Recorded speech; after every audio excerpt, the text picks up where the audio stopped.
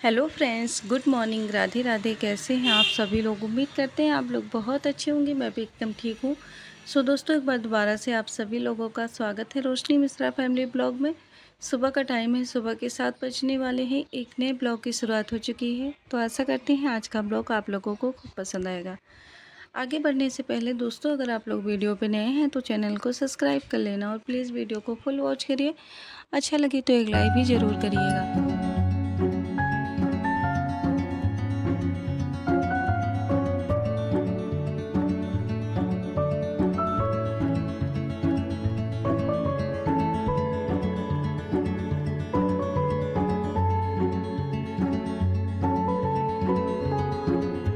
कल रात को मैंने और मेरे हस्बैंड ने, दोनों बच्चों ने मिलके ना, चारों ने मिलके बहुत मेहनत का काम किया था, जिसकी वजह से सब थके हुए थे। आज सुबह मैं टाइम से उठ नहीं पाई। 6:30 बजे मैं सो के उठी हूँ और फिर जल्दी जल्दी से मैंने ऊपर नीचे दोनों जगह पोछा लगाया, बाहर भी साफ़ सफाई करी, क्योंकि नीचे भी काफ़ी ज़्यादा साफ़ सफाई वाला काम हो ही जाता है, घर के बाहर भी साफ़ करना होता है। तो 20 से 30 मिनट लग जाता है ये सब काम करने में। उसके बाद नहा के मैंने पूजा किया। पूजा करने के बाद जो सब्जियां आज बनने वाली थी, उन सब्जियों को मैंने फ्रिज से निकाला और फिर सुबह सुबह जो कपड़े वगैरह धुले थे ना, इनको धूप में डालने लगी हूँ। इतनी उमस भरी गर्मी है और इतना मतलब परेशान है मन आज गर्मी से कि पूछिए मत। बहुत गर्मी लग रही है और गर्मी में किचन में काम करना एक बहुत बड़ा टारगेट होता है। मतलब एक तो गर्मी, ऊपर से गैस चल रहा होता है, डबल गर्मी लगती है, तो बहुत दिक्कत हो जाती है। आज मेरा बिल्कुल भी मन नहीं था काम करने का, और ना ही काम तो चलो जैसे तैसे हम कर लेते हैं, क्योंकि हर जगह पंखा वगैरह चलता रहता है। लेकिन सबसे ज़्यादा मुश्किल काम होता है ना किचन में खाना बनाना। और खाना भी जो है ऐसा भी नहीं है कि हाँ 10-5 मिनट में बन जाएगा। तो घंटे 2 घंटे तो लग ही जाते हैं किचन में सारी तैयारियां करने में, और उसके बाद खाना बनाने और पकाने में। तो फिर जो है बहुत दिक्कत हो रही थी। आज मैं इनसे बार बार कह रही थी कि आज मेरा बनाने का मन नहीं है, लेकिन क्या ही कर सकते हैं। भगवान ने जो इतना बड़ा पेट दिया है तो उसके लिए तो हमें करना ही पड़ेगा। अगर एक दिन की बात हो तो हम कहें चलो किसी तरह इधर उधर से अरेंज कर लेंगे, पर हर दिन हर टाइम हमें खाना पीना होता है, कुछ ना कुछ हमारे पेट को चाहिए होता है। क्योंकि कुआं तालाब तो भर जाते हैं, पर पेट कभी भरता नहीं है, चाहे आप कितना भी खा लो पी लो। तो हमेशा कुछ ना कुछ खाने की बस मंशा होती है। यहाँ पे सुबह सुबह की चाय बन चुकी है, तो चाय को मैंने ढक के रख दिया था, क्योंकि बहुत गर्मी हो रही थी। मैंने सोचा कि थोड़ा सा चाय का टेम्परेचर नॉर्मल हो जाए ना, उसके बाद पापा को भी देते हैं और खुद भी पियेंगे।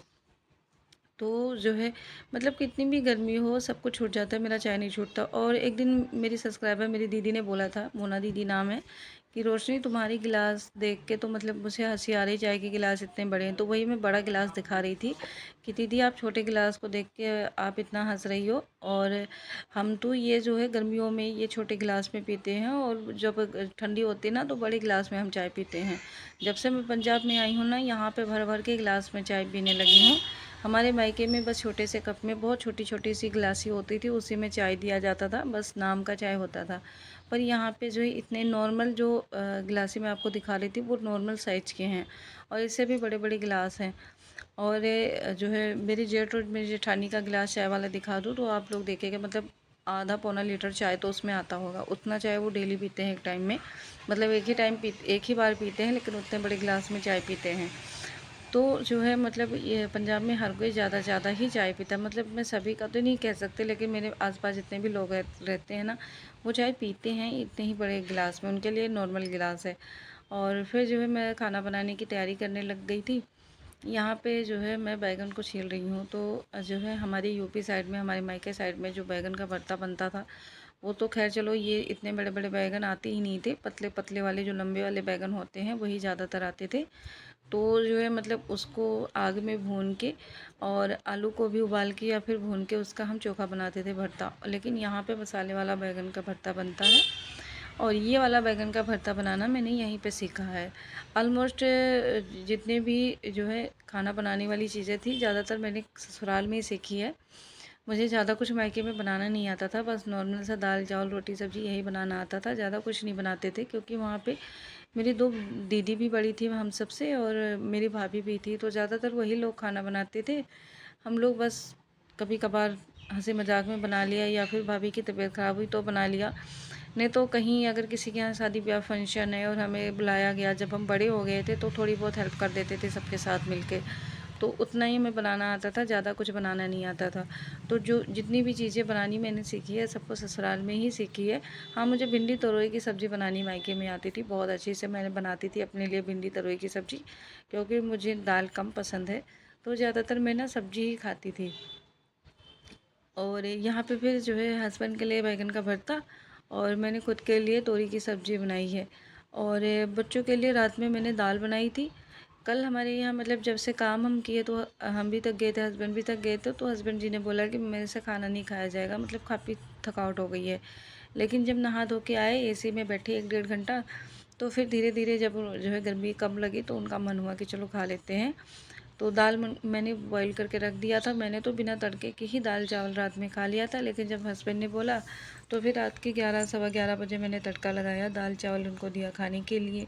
और इसीलिए जो है रात के कुछ बर्तन भी रखे हुए थे, क्योंकि शाम का टाइम था, 9 बजे से लेके और 10:30 बजे के बीच में मैंने 3-4 बार बर्तन धुले। तो लास्ट के जो बर्तन निकले थे ना, वो हस्बैंड ने बोला कि रख दो किचन से बाहर। किचन तो मैंने साफ़ कर लिया था, पर बर्तन मैंने बाहर ही रख दिया था, वो मैंने सुबह के टाइम धोया है। अभी मुझे बहुत गर्मी लग रही थी सूट में, तो यहाँ पे मेरे हस्बैंड जी की टी शर्ट डाल लिए हैं। और इनकी जितनी भी टी शर्ट होती है ना पुरानी, वो मैं ही पहन लेती हूँ घर में, क्योंकि थोड़ी सी पुरानी हो जाती है तो ये पहनते नहीं हैं।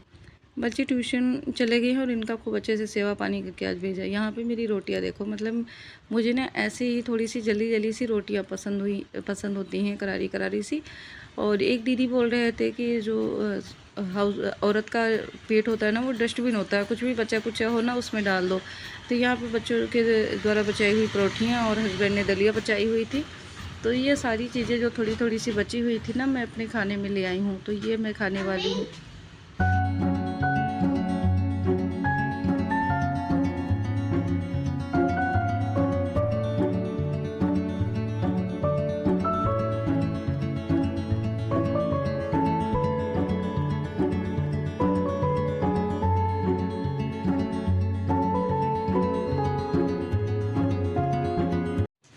खाना खाने के बाद मैं लेट गई थी। लेटने के बाद बच्चों को ट्यूशन से लेके आई।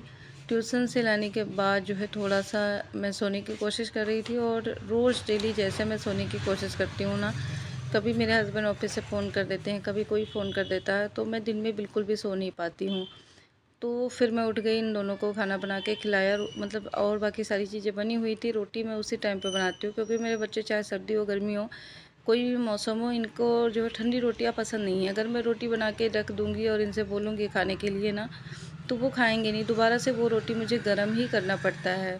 तो इसीलिए जब ये खाते हैं ना, उसी टाइम पे मैं रोटी बनाती हूँ। यहाँ पे कुछ कपड़े रखे हुए थे, उनको मैंने फ़ोल्ड कर लिया है। और ये दोनों ना आजकल बहुत परेशान करते हैं, मतलब बहुत परेशान करते हैं। पूरा दिन इनके पीछे मुझे चिल्लाना पड़ता है, और किसी-किसी दिन तो मेरा गला ख़राब हो जाता है, इतना मैं चिल्लाती हूँ इन दोनों के पीछे। कभी-कभी गुस्सा आता है तो मारना भी पड़ता है, एक तो इतनी गर्मी है और मारने का दिल भी नहीं करता है, लेकिन जब बहुत परेशान कर देते हैं तो मैं मार भी देती हूँ। सुबह-सुबह आज इनको जैसे सो के उठे हैं तुरंत ही मार पड़ी है, क्योंकि इनको कोई भी काम बोलो कि आप कर लो, तो वो बोलेगा आप उनसे बोल दो, वो बोलेगा उससे बोल दो, पर दोनों ऐसे लड़ते रहेंगे पर कोई भी काम सुनेंगे नहीं।